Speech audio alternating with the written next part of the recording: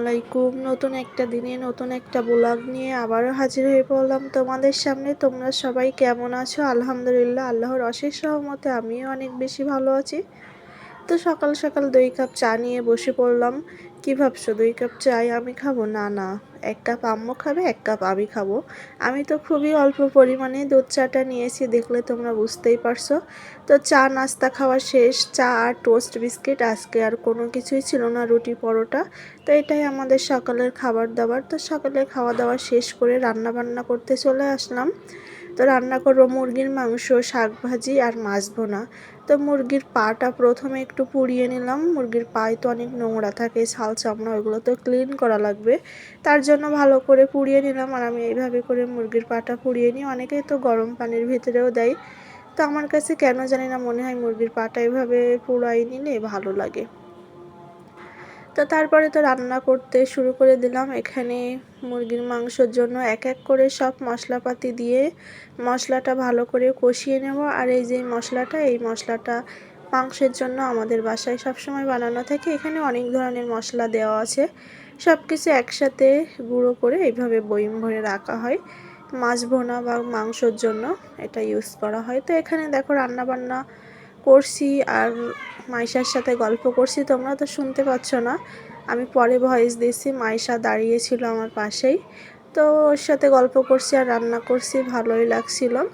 আর এখানে মশলাটা ভালো করে কষিয়ে নেব, কারণ মাংসের মশলাটা যত সুন্দর কষানো হবে মাংসটা খেতে ততটাই ভালো লাগবে। আর কাঁচা গন্ধটাও চলে যায় মাংসের মশলাটা একটু বেশি সময় নিয়ে কষাইলে। তারপরে এই তো মাংসটাও দিয়ে দিলাম। মাংসটা দিয়ে আরও ভালো করে কষিয়ে নেব। আর মাংসটা মুরগির মাংস, গরুর মাংস, যে মাংসটাই রান্না করো না কেন একটু বেশি সময় নিয়ে মাংসটা কষিয়ে রান্না করবা, এটা অনেক বেশি মজা লাগবে।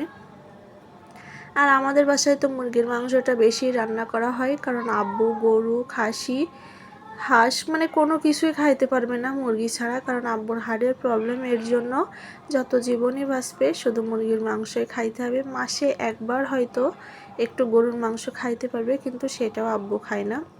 তারপরে ওইদিকে দেখো শাক ভাজি করব। তো শাক ভাজি করার জন্য শাকটা ভালো করে ধুয়ে নিলাম। শাকে অনেক বালি থাকে, কিন্তু 4-5 বার করে ধুয়ে নিছি, তারপরে সিদ্ধ করতে দিলাম। আর এদিকে মাংসটা কষাচ্ছি, তারপরে আলুটাও দিয়ে দেবো এখানে। আর আলুটা আমি আগের থেকে ভেজে রাখছিলাম, এর জন্য কিছুক্ষণ পরে দিছি, এটা তাড়াতাড়ি গলে যাবে, কারণ অনেকই গলে গেছে, আলুটা সিদ্ধ হয়ে গেছে। তারপরে এখানে আমি আবারও একটু নেড়ে ছেড়ে দেবো, কয়েকটা রসুন দেবো, কয়েকটা কি 3টাই দেবো। আমরা যেহেতু 3 জন মানুষের জন্য 3টা রসুনই দেবো। তারপরে আমি এই তো ঢাকনা দিয়ে ঢেকে রাখলাম। তো রান্না করতে করতে ওইদিকে আবার ফেরিওয়ালা মামা আসলো। আর আমাদের মহিলাদের কাজই তো জানো, সংসার হয়ে যাওয়ার পরে সাংসারিক জিনিস কিনতে আমরা অনেক বেশি পছন্দ করি। তো বাইরে ফেরিওয়ালা মামা আসলে হাঁড়ি পাতিল যেটাই আনুক না কেন দেখতে অনেক বেশি ভালো লাগে। আর বাইরে বের হইলে কিছু না কিছু কেনাই হয়। তো এখানে দেখো আজকে তেমন কিছু নিয়ে আসেনি ভালো, এর জন্য আর কোনো কিছু কেনাই হয়নি। যাক, টাকাটা তো বেঁচে গেছে, তাই না? তারপরে তো আবার এসে রান্নাবান্না শুরু করে দিলাম। এখানে ঝোল দিয়ে দিলাম। তো রান্নাবান্না দেখো কমপ্লিট, শাক ভাজি কমপ্লিট, মাংস কমপ্লিট। এখন শুধু মাছটা ভুনা করতে হবে। তো মাছটাও আমি এখন ভুজো শুরু করে দেব। মাছটাও কিন্তু 3 পিস, কারণ ওই যে বললাম না আমরা তো 3 জন মানুষ, এর জন্য 3 পিসই রান্না করছি। আর সবাই দুপুরেই খাবে, রাতে আর কেউ ভাত খাবে না, এর জন্য অল্প করেই রান্না করি আমরা। তো এই তো মাছ ভুনা করাও কমপ্লিট, রান্নাবান্না প্রায় সব কমপ্লিট, এখন শুধু খাওয়ার পালা। আর এই মজার মজার রান্না দেখে আমার তো ক্ষুধা লেগে গেছে। তাড়াতাড়ি ফ্রেশ হয়ে এসে খাওয়া দাওয়া শুরু করে দিলাম।